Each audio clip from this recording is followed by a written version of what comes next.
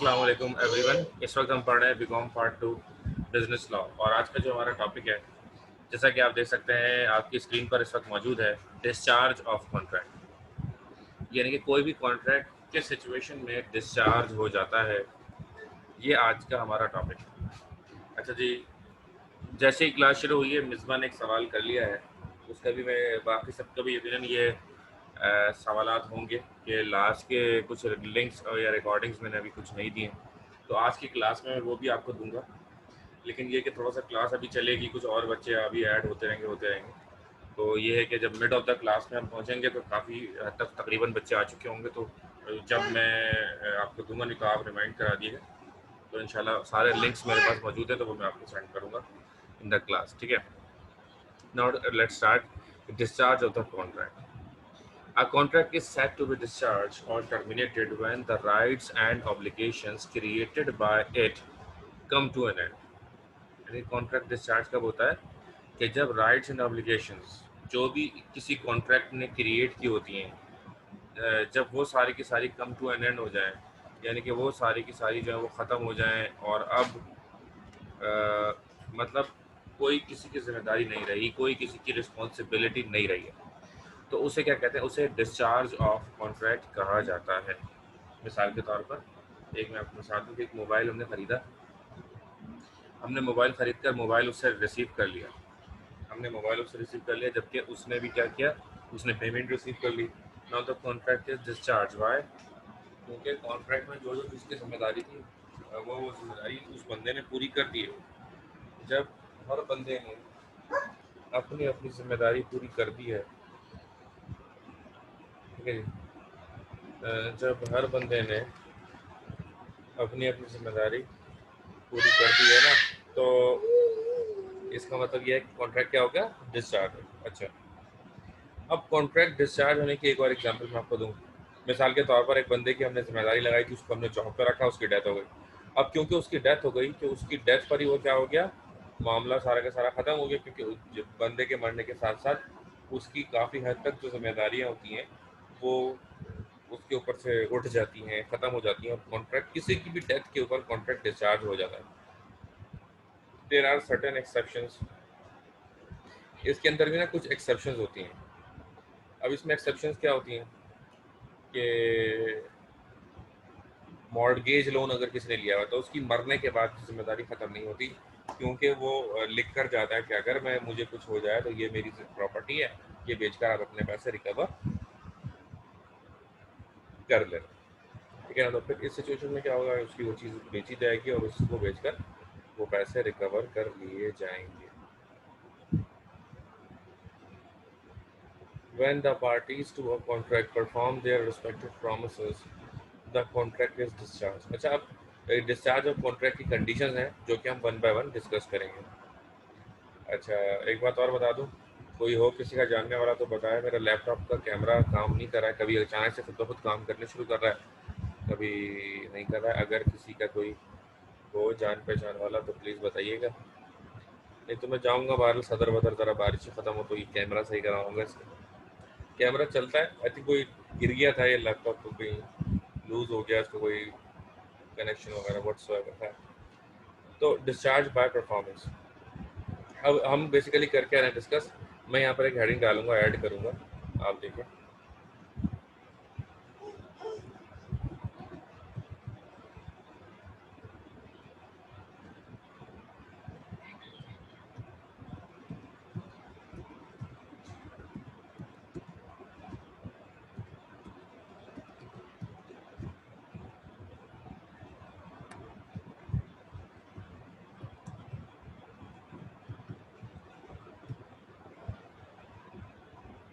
Conditions of discharge of contract.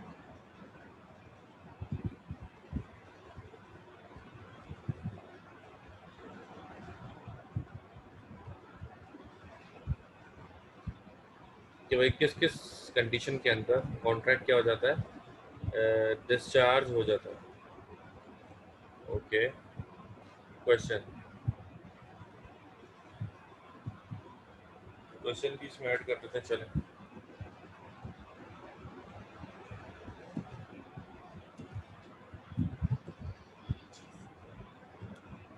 what is discharge of contract? Explain the conditions of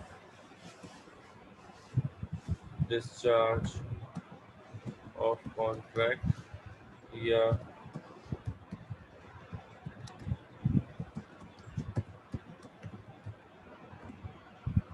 termination of contract. What is discharge of contract and explain the conditions of discharge of contract या termination of contract. लेकिन discharge of contract लिखा जाए या termination of contract लिखा जाए, बात एक ही, ठीक है। आगे बढ़ते हैं।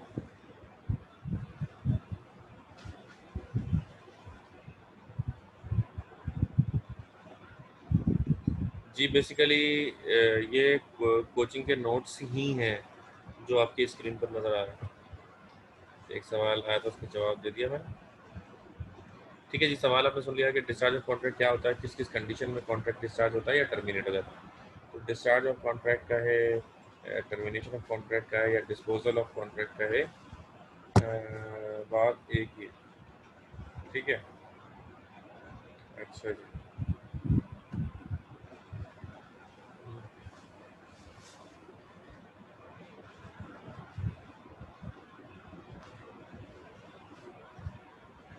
Condition of discharge of contract following are the, आप चाहें तो इसमें एक जुमला किसी भी जगह पर फिट हो जाने वाला जुमला मैं आपको यहाँ लिख देता हूँ, काम आता है ये बहुत, कम से कम बीकॉम में तो बहुत काम आता है। फॉलोइंग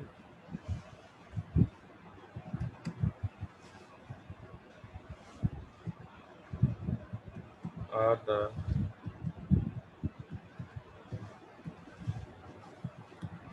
conditions of discharge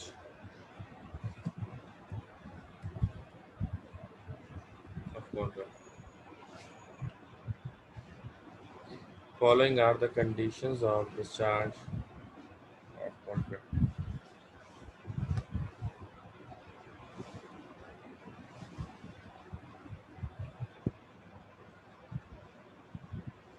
अच्छा जी, पहला है discharge by performance. When the parties to a contract perform their respective promises, यानी कि वो जो पार्टीज कॉन्ट्रैक्ट के अंदर हैं उन्होंने अपने अपने वादे क्या कर दिए, पूरे कर दिए। Perform their respective promises, the contract is discharge. तो कॉन्ट्रैक्ट क्या कहलाएगा, कॉन्ट्रैक्ट डिस्चार्ज कहलाएगा। द परफॉर्मेंस में भी एक्चुअल और अटेम्प्टेड, और परफॉर्मेंस क्या हो सकती है, एक्चुअल भी हो सकती है और अटेम्प्टेड भी हो सकती है। द परफॉर्मेंस में भी अटेम्प्टेड और एक्चुअल। अच्छा जी, अब एक्चुअल परफॉर्मेंस क्या होती है, जैसा कि आपने सुन लिया कि परफॉर्मेंस दो तरह की होती है, एक एक्चुअल परफॉर्मेंस होती है और एक अटेम्प्टेड परफॉर्मेंस होती है। When both the parties to a contract perform their respective promises, the contract is discharged by actual performance. Example पढ़ लेते हैं, फिर आपको इसका तर्जुमा और डिटेल बताएंगे। A delivers the goods to B and B pay the price. A ने B को गुड्स हैं वो डिलीवर कर दिए और B ने पैसे दे दिए, यानी कि वही मैंने मोबाइल वाली जो भी मिसाल दी थी वो एक्चुअल परफॉर्मेंस की मिसाल, ठीक है जी। एक्चुअल परफॉर्मेंस की मिसाल थी वो, क्या मतलब कि भाई एक्चुअली परफॉर्मेंस हो गई थी कि जिस बंदे ने मोबाइल देना था उसने मोबाइल भी दे दिया, और जिस बंदे ने पैसे देने थे उसने पैसे भी दे दिए। तो दोनों पार्टीज ने अपनी अपनी जिम्मेदारी क्योंकि अदा कर दी, इसलिए इसको क्या कहते हैं, discharge by actual performance. The next heading is attempted performance.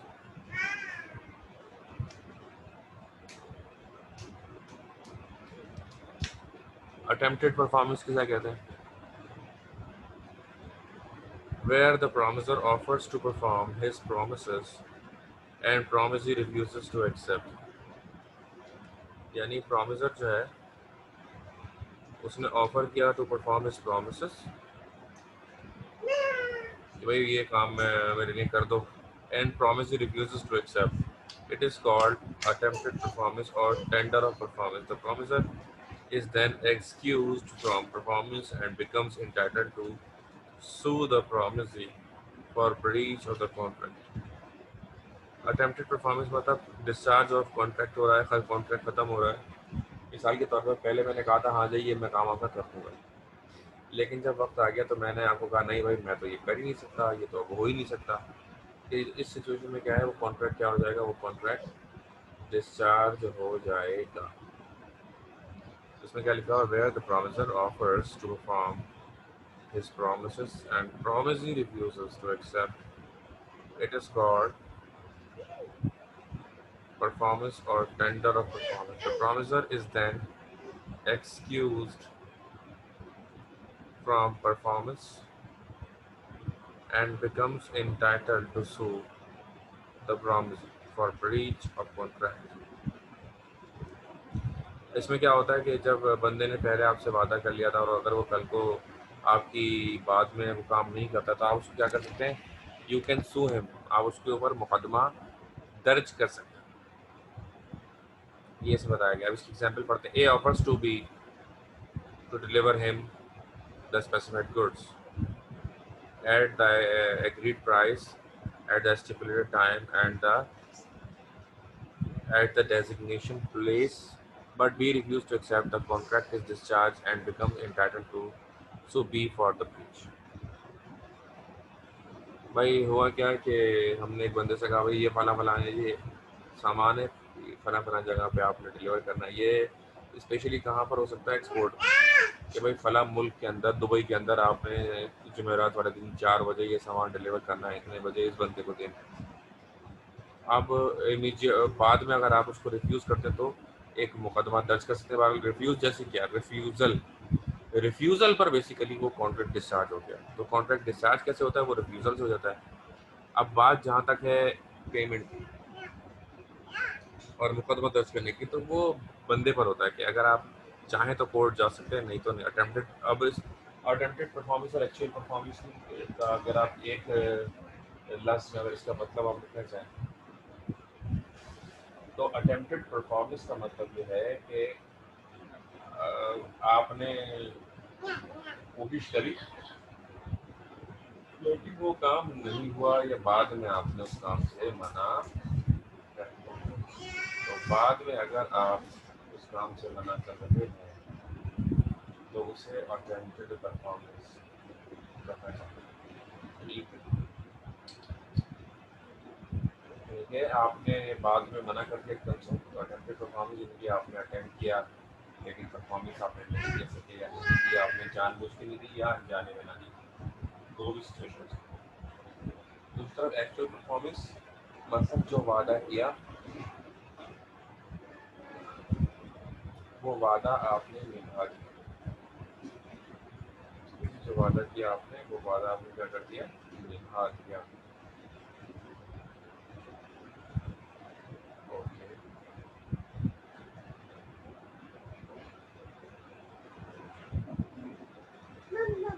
आगे चलते हैं। Discharge by agreement.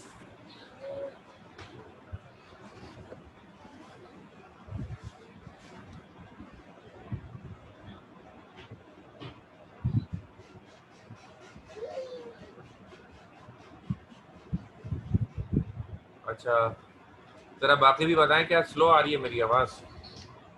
नायाब ने कहा है कि मेरी आवाज़ स्लो आ रही है। भाई हैंड फ्री लाजमी है हमारी क्लास में, ये भी मैं पहले कह चुका हूँ। ये हैंड फ्री इज, हाँ कट सकती है, कट सही आ रही है, कटती है तो फिर आपका अपना नेट स्लो होता है। तो आवाज़ बढ़ाते हैं हैंड फ्री की नायाब। मेरे पास मैं देखूँ कितनी आवाज़ है, मेरी फुल आवाज़ है, मैंने तो फुल आवाज़ की है। अच्छा चले, मैं थोड़ा ज़ोर से बोलता हूँ। Discharge by agreement. Discharge by agreement may take place in any of the following ways। यानी कि डिस्चार्ज ऑफ एग्रीमेंट जो है, डिस्चार्ज ऑफ कॉन्ट्रैक्ट जो है वो किसी भी मुआहदे के तहत भी हो सकता है। यानी कि जब आप कोई मुआहदा कर लें, आपस में तय कर लेंगे नहीं भाई हमें जो है ना ये ख़त्म करना है, एग्रीमेंट जो हमने पहले किया था वो अब डिस्चार्ज बाय एग्रीमेंट यानी कि मुआहदा हो रहा है, आप दोनों पार्टीज म्यूचुअली उस चीज़ पर एग्री हैं और दोनों इस बात पर एग्री हैं कि भाई ये जो हमने मुआहदा किया था हमें इस मुआहदे को ख़त्म कर देना चाहिए। जब दोनों की दोनों पार्टीज उस बात पर एग्री हो जाएं, ठीक है ना, तो वो डिस्चार्ज बाय एग्रीमेंट कहलाता है। मतलब मैं भी चाहता हूँ कि हमारे दरमियान जो मुआहदा हुआ हुआ है वो ख़त्म हो जाए और आप भी चाहते हैं कि हमारे दरमियान जो मुआहदा हुआ हुआ है वो ख़त्म हो जाए। अब ऐसी सिचुएशन में भी क्या होगा कि मुआहदा ख़त्म हो जाएगा। इसकी भी कुछ कंडीशंस हैं। पहली कंडीशन डिस्कस करते हैं, novation. Novation take place when. अब नोवेशन की जो कंडीशंस हैं बेसिकली वो दो हैं। Number one, when parties to a contract agree to substitute a new contract for the existing contract. When parties to a contract agree to substitute a new contract for the existing contract. यानी कि मौजूदा जो contract हुआ हुआ है हम उसको contract को ख़त्म करते हैं। मौजूदा जो कॉन्ट्रैक्ट है हम उसको ख़त्म करते हैं और उसकी जगह पर हम क्या करते हैं, उसकी जगह पर हम एक नया मुआहदा बनाते हैं। ठीक है जी। तो मौजूदा कॉन्ट्रैक्ट को ख़त्म करके एक नया मुआहदा अगर बनाया जाए उसको नोवेशन कहा जाता है, यानी कि मुआहदे की तब्दीली। तो ये बेसिकली पहली कंडीशन है जिसके तहत क्या होता है कि एग्रीमेंट इज डिस्चार्ज, एग्रीमेंट क्या हो जाता है, डिस्चार्ज हो जाता है। ठीक है।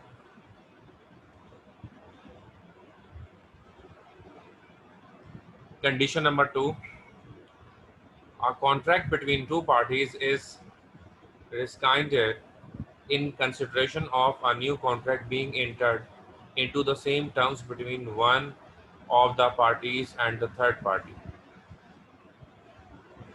यानी कि एक बड़ा कोई मुआहदा हो रहा है, ये दोनों बातें काफ़ी हद तक मिलती जुलती हैं वैसे अगर देखा जाए। अब contract between two parties is signed, एक कॉन्ट्रैक्ट जो था वो ख़त्म हो जाता है in consideration of a new contract being entered into the same terms between one of the parties and third party. यानी कि पहले दो पार्टीज जो थी वो पार्टी सेम थी, अब उन दो में से एक पार्टी निकल गई और जो निकली है पार्टी उसकी जगह पर कोई नई पार्टी इंटर भी हो जाती है। ठीक है ना, एक पार्टी निकली लेकिन एक पार्टी के निकलने की वजह से एक दूसरी पार्टी कॉन्ट्रैक्ट में इंटर भी हो गई। सही है जी। अब नोवेशन की एग्जांपल भी लेते हैं, थोड़ा और मजीद आपको क्लियर हो जाएगा। ए हु ओज सम मनी, ए जिसने उधार लिया हुआ है कुछ पैसा। ठीक है जी। Be if you allow me 2 months more for the repayment of the debt I will pay you interest at 20% per annum for the 2 months। B agrees to this proposal। ठीक है जी। The original contract between A and B is discharged by this the change in terms of contract। ये innovation की जो point number 1 था उसकी मैंने example पढ़ी, अब मैं इसको आपको ज़रा डिटेल में समझाता हूँ। भाई दो बंदे हमारे पास, एक का नाम है एक अभी बताओ, एक का नाम है हमारे पास मुनीब और दूसरे का नाम है हमारे पास तैमूर। ठीक है। अब दोनों, एक पार्टी एक बोरोवर है, एक बोरोवर है और एक लेंडर है। अब मुनीब ने पैसे देने तैमूर को। अब तैमूर साहब पहुंचे पैसे लेने, उन्होंने कहा लाओ मेरे पैसे। तो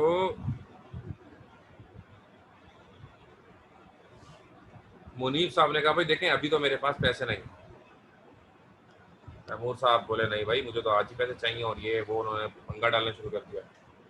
जब देखा उन्होंने कि यार ये बंदा बिगड़ रहा है, तो मुनीब साहब ने ये ऑफर दी कि भाई ठीक है आप घबराए नहीं, मैं 2 महीने मुझे और दे दें पेमेंट के लिए, मैं आपको 20% इंटरेस्ट भी देने को तैयार हूँ। अब उस बंदे ने देखा लेंडर ने कि नहीं यार जितने पैसे मुझे बेसिकली लेने थे अब मुझे उससे ज़्यादा पैसे मिलेंगे 2 महीने बाद, तो ये तो मेरे लिए अच्छा हो गया।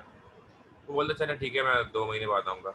यानी पुराना जो मुआहदा था जो अभी ड्यू हो रहा था जिसके तहत बस अभी पैसे देने थे, वो मुआहदा क्या हो गया, ख़त्म हो गया। और उसकी जगह पर एक नया मुआहदा हो गया जिसके तहत आपने कब पैसे देने हैं जी? आपने पैसे देने हैं 2 महीने बाद।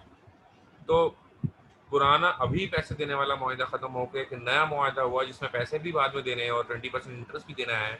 तो ये टर्म्स एंड कंडीशंस कॉन्ट्रैक्ट की क्या हो गई? चेंज। तो पुराना मुआहदा डिस्चार्ज हो गया, एक नया मुआहदा हो गया। This is called novation.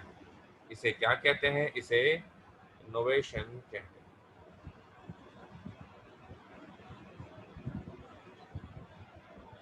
Example number 2 देखते हैं आप। ए who owes some money to B proposes to B instead of me, C will make you the payment at the due date।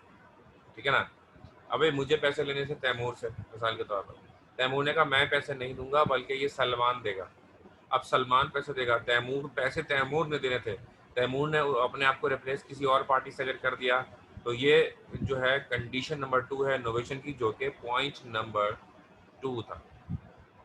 ठीक है जी, कि मतलब दोनों पार्टी में से एक पार्टी क्या हो गई? चेंज हो गई। इसे भी क्या कहते हैं? इसे भी नोवेशन कहते हैं। ठीक है, अच्छा जी, excuse me, I have got a call.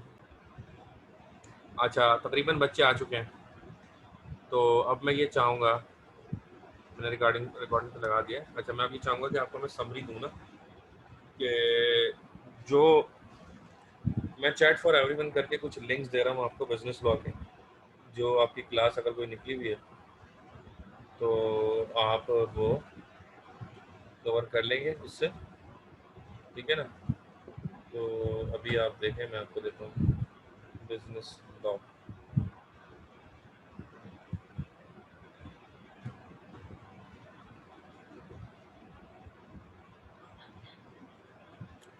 ITB, BCAT, business communication, economic development, economics, English, management, software English, PhD, statistics, business law. कहाँ चला गया? ये होगा फोल्डर में, चले फोल्डर देखता हूँ। जी जी, व्हाट्सएप पर ले रहे हैं, आप व्हाट्सएप पर ले रहे हैं, कोई मसला नहीं। एक मिनट बस, पहले निकाल के दे ही दूँ ना, नहीं तो बाद में फिर वो चलता रहता है ना इसमें। Just 1 minute. Desktop data, okay. June classes summary, business communication, economic development, economics law.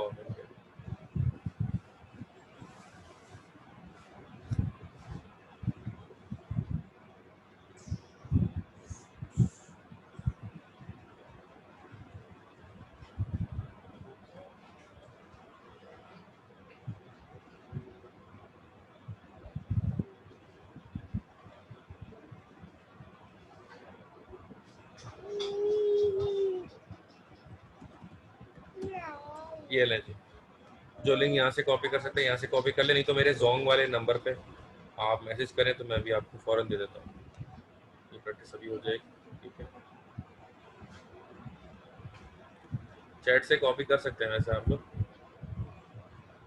Chat से कॉपी करके व्हाट्सएप पर सेव कर लें अपने कहीं पे भी और आराम से देखें। ठीक है, नाउ लेट्स मूव ऑन। अब हम आगे की बात करते हैं।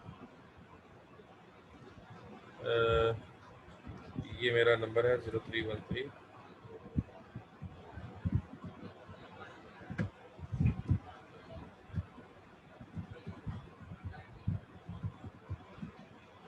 इस नंबर पे अपना नाम व्हाट्सएप करें बीकॉम पार्ट 2, तो आपको लिंक मिल जाएंगे। ठीक है, कॉपी मैंने कर लिया है।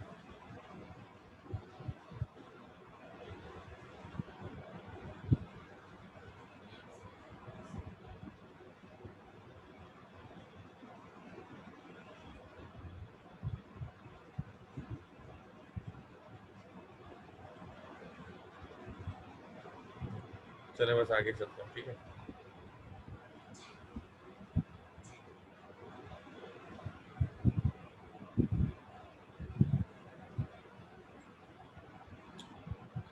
अच्छा जी,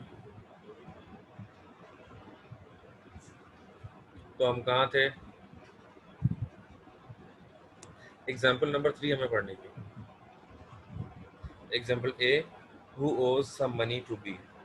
ए जिसने उधार दिया था बी को, possesses proposes to be instead of me she will make you payment after 2 month, यानी कि अब पॉइंट नंबर 1 और पॉइंट नंबर 2 जो था वो दोनों क्या हो गए, कंबाइंड हो गए एग्जाम्पल नंबर 3 में।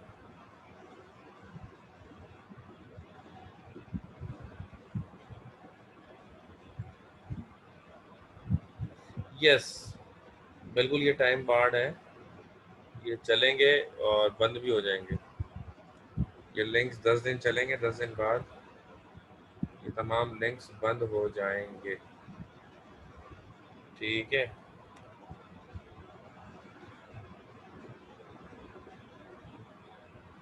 अच्छा ये जिस यूट्यूब जिस चैनल पे ये पड़े हुए हैं वो ज़रूर सब्सक्राइब कर दीजिएगा आप। आई वॉन्ट 1000 सब्सक्राइबर, हो जाएंगे तो मसला नहीं, जल्दी कोचिंग खुलेगा तो और जल्दी हो जाएंगे। ऐसा क्यों? बस ऐसा ही होता है, इस तरह तो होता है, इस तरह के कामों में सुना ही होगा, पहले मैं इसकी डिटेल वैसे बता ही चुका हूँ। नहीं तो आप पुराने आप कंफ्यूज हो जाएंगे ज़्यादा लेक्चर। अभी ये कोई कितने लेक्चर हैं, कोई 15-20 लेक्चर हैं, आप लें तो सही पता चल जाएगा। आगे के लेक्चर देखेंगे ना आप, जब बस जून जुलाई देख के ख़त्म करना है आपने, अब फिर अगस्त ख़त्म होगा तो अगस्त के लेक्चर आपने देखने, ऑल्ट्रेशन, और बस कहानी ख़त्म है इंशाल्लाह। आने वाले दिनों में तो फिर